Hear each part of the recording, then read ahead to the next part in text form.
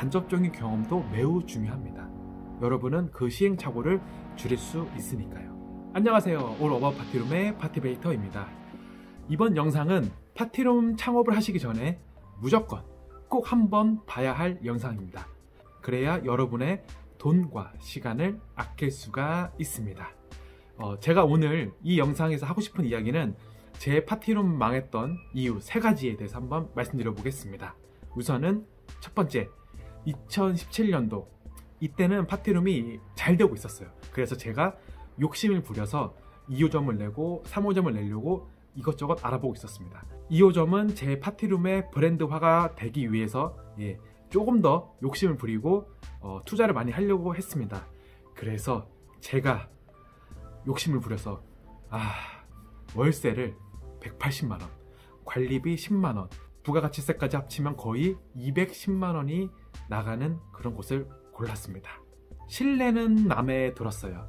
층고도 거의 3m가 됐고요. 유리창도 거의 3면으로 다 되어 있어서 여성분들이 좋아할 만한 파티룸을 만들 수 있었습니다. 물론 인테리어도 깔끔하게 잘 해놔서 인기도 어느 정도 있었지만 아무래도 고정비용이 너무 크다 보니까 조금 힘들더라고요. 고정비용이 200 이상 나가면 매출이 적어도 400 이상 나와야 되는데 성수기에는 가능하지만 비성수기에는 조금 힘들더라고요. 결국은 월세가 너무 많이 나가서 계약기간 2년이 지나고 더 이상 제가 연장 계약을 하지 못했습니다. 제가 웬만하면 다른 곳들은 연장 계약을 해서 손익분기점을 넘기고 이미 블로그나 인스타그램이나 후기들이 많이 쌓였기 때문에 더 운영을 하면 이익이거든요. 그런데 거기는 결국 제가 더 이상 연장을 하지 못했습니다. 여러분, 부동산 구할 때는 월세 절대 100만원 이상 넘기지 마세요. 100만원 넘기는 순간 여러분의 고정비용이 정말 어마어마하게 올라가게 됩니다. 저의 이런 시행착오를 한번 간접적으로 보셨으니까 절대적으로 월세를 너무 높게 잡지 마시고 정말 마음에 드신다면은 이 파티룸이 매출 어느 정도 나올 건지 꼭 계산을 해보시고 계약을 하세요. 그렇지 않으면 저와 같은 시행착오를 겪으시게 됩니다. 두 번째 이유, 그건 바로 보일러가 없었습니다. 보일러가 없으니까 정말 겨울에 노심초사 제가 어떻게 뭘 할 수가 없더라고요. 영하 한 5도만 떨어져도 고객분들이 이용을 하면서 전화가 오지 않을까, 춥다고 뭐라 하지 않을까, 후기는 매우 춥다고 남기지 않을까, 정말 전전긍긍하면서 매 겨울마다 힘들었어요. 그렇기 때문에 여러분 파티룸 하시기 전에는 무조건 도시가스와 보일러가 있는지 꼭 확인하세요. 보일러가 없잖아요. 영하 10도만 내려가도 정말 여러 불편을 겪습니다. 우선은 첫 번째로는 바닥이 냉골이라 사람들이 눕지도 못하니까 춥다고 연락이 오고요. 두 번째는 동파가 되지 않을까, 매번 노심초사. 그러니까 꼭 도시가스가 있는 보일러가 있는 파티룸을 구하세요. 그리고 건물 중에서도 벽돌로 지은 건물이 있고 뭔가 그 가건물 같은 그런 느낌이 있어요. 검은색으로 된 그런 약간 가건물은 아니지만 가건물 같은 느낌의 건물이 있습니다. 그런 건물은 들어가지 마세요. 왜냐? 여름에는 열 전도율이 너무 높아서 실내 온도가 거의 40도가 넘습니다. 그리고 겨울에는 추위에 너무 약하기 때문에 영하 5도만 내려가도 너무 추워요. 그러니까 가건물 같은 그런 비스무리한 건물도 피해주세요. 그냥 정상적인 벽돌로 지은 벽돌 건물을 구하시는 게 나중에 여름에 겨울에 온도에 민감하지 않을 수 있습니다. 그러니 이 점도 꼭 알아주시면 나중에 큰 도움이 되실 거예요. 세 번째 이유, 그건 바로 1호점하고 2호점하고 거리가 조금 멀었어요. 물론 1호점은 홍대에 있었고 2호점은 상수에 있었는데 차 타기는 애매하고 매번 걸어 다녀야 했습니다. 걸어가는데 30분.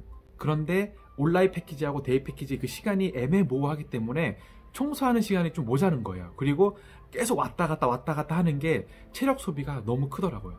그래서 여러분이 파티룸을 몇 개 하실 예정이면 1호점하고 2호점하고 가까운 게 좋고요. 그리고 3개, 4개 이상 할 거면 한 건물에 통으로 하는 걸 제가 추천드립니다. 만약에 1호점, 2호점, 3호점, 4호점 그 거리가 멀잖아요. 청소하기도 힘들고 관리도 힘들고 나중에 문의사항이나 컴플레인 들어왔을 때 매번 왔다 갔다 하는 게 너무 힘듭니다. 파티룸 창업을 할 때 몇 개 이상 할 경우에는 꼭 가까운 곳에 모아서 하시고, 더 좋은 거는 한 건물에 통으로 하는 게 제일 좋습니다.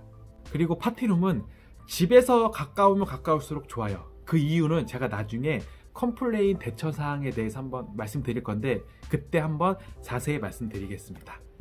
저는 이 세 가지 이유로 제 파티룸 2호점이 망했습니다.